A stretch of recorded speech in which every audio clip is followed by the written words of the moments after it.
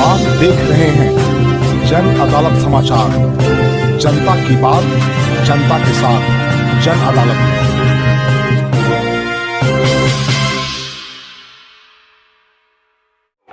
नमस्कार, जन अदालत में आपका स्वागत है। मैं बाबा शिवाजी। आज बात करते हैं देश के कट्टर ईमानदार, स्वघोषित कट्टर ईमानदार नेता अरविंद केजरीवाल की, जिनका एक पैर लगभग जेल के मुहाने पे पहुंच चुका है। उनके 2-3 नेता पहले से जेल में, तिहाड़ जेल में हैं और वो अपने आप को कट्टर ईमानदार कहते हैं। दरअसल अरविंद केजरीवाल की उत्पत्ति ही अन्ना हजारे का जो आंदोलन था, लोकपाल लाओ और भ्रष्टाचार मिटाओ, उसी से उनकी उत्पत्ति हुई थी। और बाद में उन्होंने आम आदमी पार्टी बनाया और वो अपने आप को भगत सिंह के समर्थक कहते हैं। भगत सिंह, अब जब वो मीडिया को संबोधित करते हैं या जब वो कैमरे पे आते हैं तो उनके पीछे में भगत सिंह का तस्वीर लगा रहता है हमेशा। मुख्यमंत्री अरविंद केजरीवाल एक संवैधानिक पद पर हैं। संविधान की शपथ लेकर ही कोई व्यक्ति उस पद पे जाता है, शपथ लेता है। और जो ईडी जो संस्था है, इन्फोर्समेंट डायरेक्टरेट, जो जांच कर रही है उनके खिलाफ शराब नीति जो घोटाला है, ये देश की संस्था है और वो संवैधानिक ढांचे के अंदर में ही है। तो एक संवैधानिक पद पे बैठा व्यक्ति कैसे एक संवैधानिक ढांचे के अंदर एक संस्था पर सवाल खड़ा कर रहा है।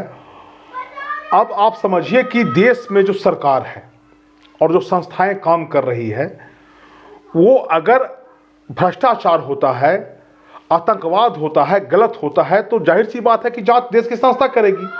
बाहर की संस्था तो आएगी नहीं, अमेरिका की संस्था तो आएगी नहीं, यहाँ जो जांच एजेंसियां हैं वही जांच करेगी। तो जो दिल्ली में शराब घोटाला हुआ और जब कोर्ट में सुनवाई चल रही थी, तो सुप्रीम कोर्ट में मनीष सिसोदिया के जमानत याचिका पर सुनवाई करते हुए कहा था कि ये ऐसा महसूस हो रहा है कि मनी ट्रेल हुआ है, और मनी ट्रेल हुआ है, इसका पूरा फायदा आम आदमी पार्टी को हुआ है।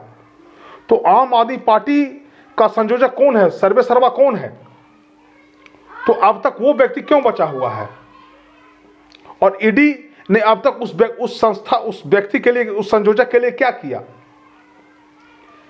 अब ईडी ने नोटिस जारी किया अरविंद केजरीवाल को। पहला नोटिस उनको 2 नवंबर को दिया गया, जिसमें उन्होंने कहा कि हम अभी 5 राज्य में विधानसभा का चुनाव होने जा रहा है और हम स्टार कैंपेनर हैं और हम दिवाली आ रहा है, बहुत सारा बहाना देकर के उनको पत्र लिखा और लिखा कि आपका कोई सही से आपका समझ में नहीं आ रहा है कि आप किस नोटिस क्यों जारी किए हैं। ईडी ने फिर दूसरा नोटिस जारी किया 20 दिसंबर को। फिर उसका उन्होंने जवाब दिया अरविंद केजरीवाल ने कि आपका जो पत्र है वो वैध नहीं है और आप जानते हैं कि हम विपश्यना में जा रहे हैं, साधना में जा रहे हैं और पहले से आपको हम पत्र दिए हुए हैं, आपको समझ में नहीं आ रहा है, आपका ये पत्र भी आपका वैध नहीं है और आप जो है सो ऐसा महसूस हो रहा है कि सरकार के दबाव में, भाजपा के दबाव में हमको आपने नोटिस किया। इस बार फिर 3 जनवरी को ईडी के सामने उनको पेश होना था, तीसरा नोटिस था। ईडी एक संवैधानिक संस्था है और जांच करने वाली संस्था है। समय समय पर सरकारें आई, उसमें कानून में संशोधन किया गया। उसमें जो अरविंद केजरीवाल इस बात को समझ रहे हैं, जो उसका एक्ट है, PMLA एक्ट है, prevention of money laundering act 2002 जो है, वो कड़ा कानून है और उसमें ईडी को पूर्ण अधिकार है कि ईडी किसी व्यक्ति को जिस पर गंभीर आरोप है और उसका सबूत अगर ईडी के पास है तो ईडी उसको अरेस्ट कर सकती है।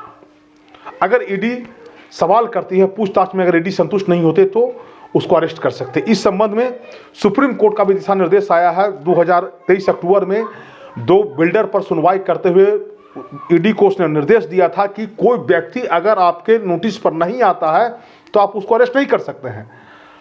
और उन्होंने ईडी को फटकार भी लगाई थी, लेकिन उन्होंने एक निर्देश दिया था कि ईडी तब अरेस्ट कर सकती है जब ईडी को लगता है कि वो व्यक्ति, जो आरोपित व्यक्ति है, उनके सवालों का सही जवाब नहीं दे रहा है और वह व्यक्ति पर गंभीर आरोप है और ईडी के पास उसका पुख्ता सबूत है, तब ईडी अरेस्ट कर सकती है।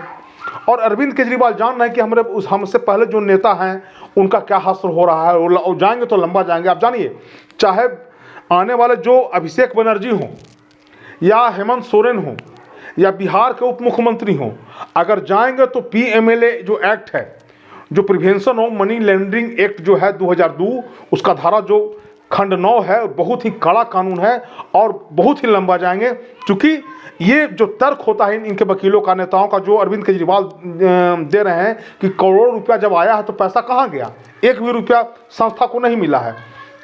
जब संस्था आरोप पत्र दाखिल करती है कोर्ट में, तो कोर्ट को ये देखता है, कोर्ट नीतिगत फैसला देखता है और ये देखता है कि जो संस्था है उसके द्वारा लूप होल्स कहाँ पर है, और जो नीतिगत जो सरकार फैसला करती है उसमें उन्होंने लूप होल्स कहाँ पर रखा और कैसे मनी का ट्रेल कैसे हुआ।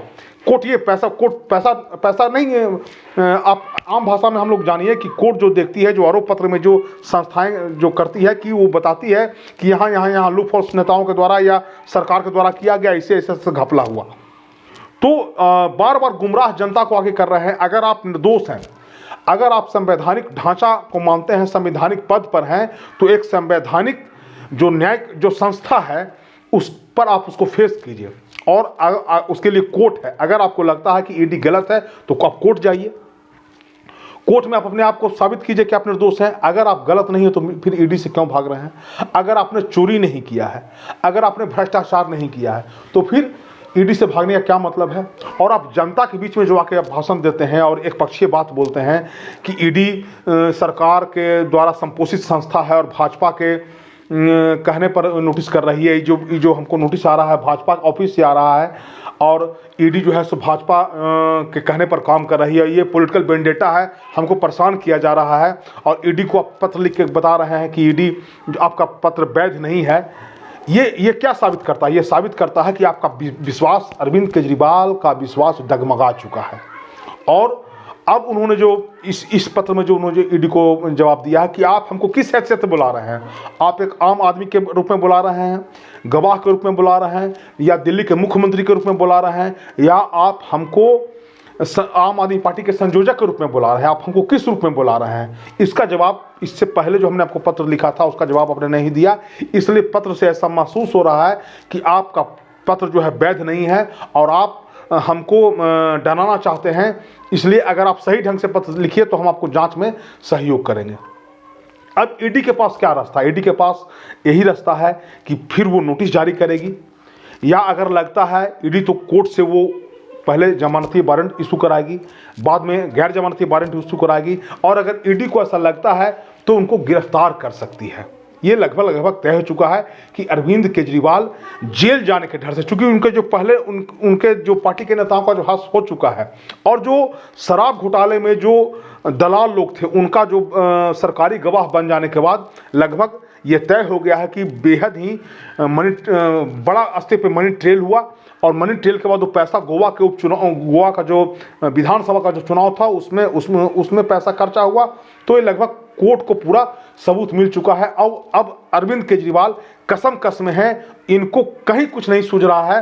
तो ये अनर्गल अब प्रलाप करना, लगातार प्रलाप उनका जारी है। और एक पक्षीय बात आकर के कह रहे हैं, अपने वकील के माध्यम से कोर्ट जाएं या ईडी के सामने पेश हों, अपने बातों को साबित करने का प्रयास करें कि हमने गलत नहीं किया है। अगर आपने गलत नहीं किया तो फिर आप क्यों भाग रहे हैं? लेकिन अभी तक तो एक संवैधानिक पद पे रहते हुए व्यक्ति जो जनता से चुन करके आता है, उनको चाहिए कि फिर आपको जनता के बीच में जाना है तो आप बेहतर होगा कि आप निष्कलुष होकर के आप कोर्ट से बरी होकर के ईडी को फेस कीजिए। अगर आप निर्दोष है तो ईडी फिर क्यों गिरफ्तार करेगी? और ईडी अगर गलत कर रही है तो फिर लोअर कोर्ट है, सुप्रीम कोर्ट है, हाई कोर्ट है, कोर्ट का प्रक्रिया है।